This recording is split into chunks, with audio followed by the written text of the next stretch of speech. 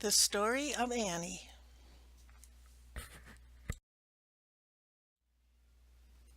The Story of Annie, written by me, her mommy. Once upon a time, not so very long ago, there lived a little girl named Annie. She had long blonde hair and sparkly green eyes. She lived with her mom, dad, and big brother Scott. Their family had a white puppy named Snowball and a fluffy gray kitten named Schroeder, as well as a pony named Chico.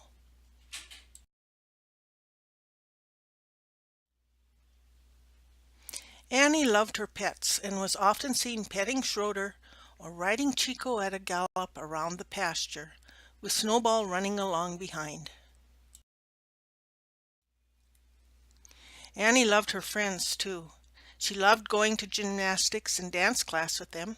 She also liked being a brownie scout.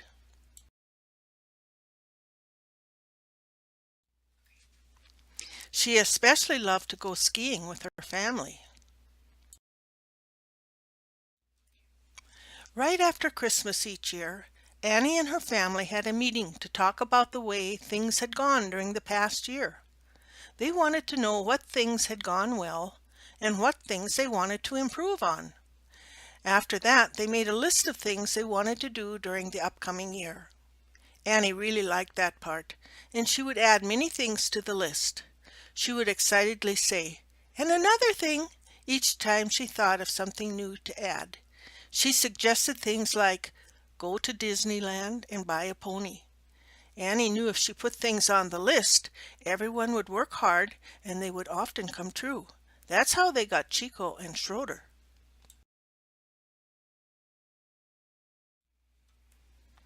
As Annie got older, she began to think more about others and would put things on her list about them too. She always wanted to be a good friend and help people who needed it.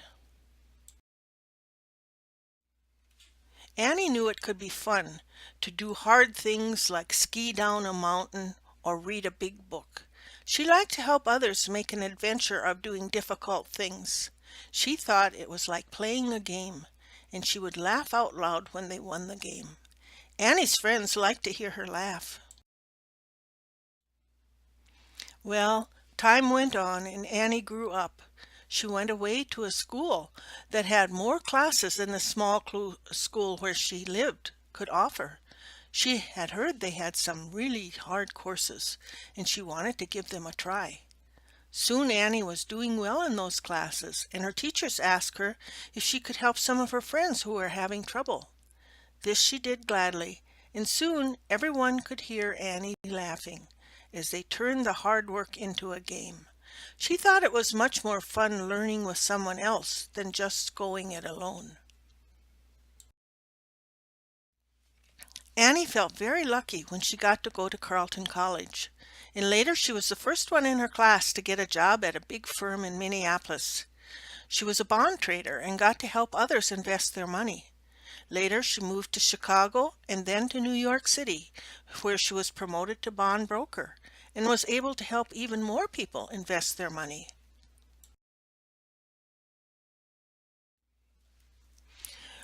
Early one beautiful morning in September, Annie got up and went to work in the World Trade Center. Her office was up high on the 104th floor. She left her new dog Newman at home in her apartment.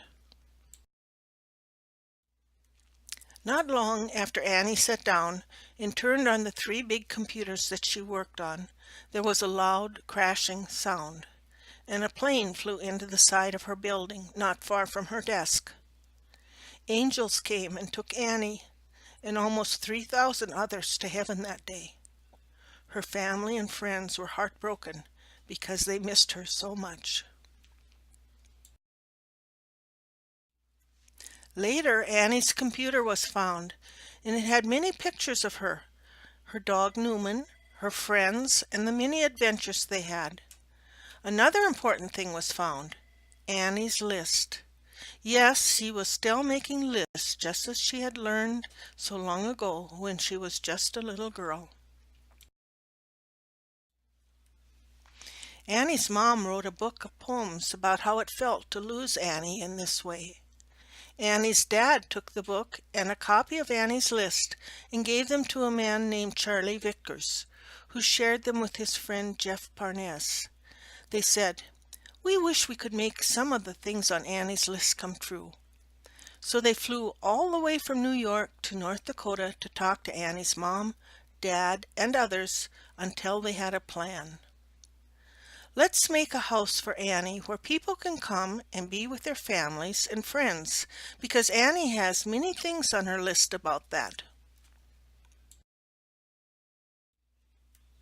Let's place the house on a ski hill, because Annie loved to ski, and let's get some special skis and other things to help people who need special help, because we know that Annie liked to help people learn to do things that are difficult for them.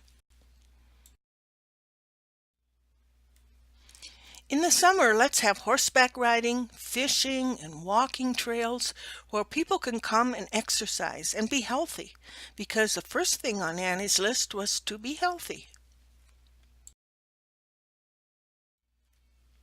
Soon people were just as excited as Annie had been when she made her list.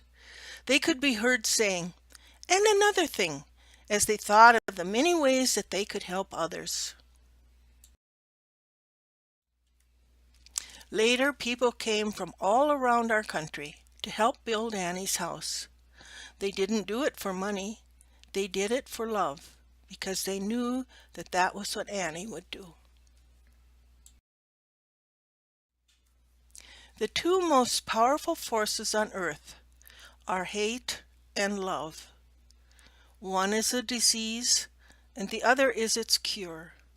Annie's house is filled with love.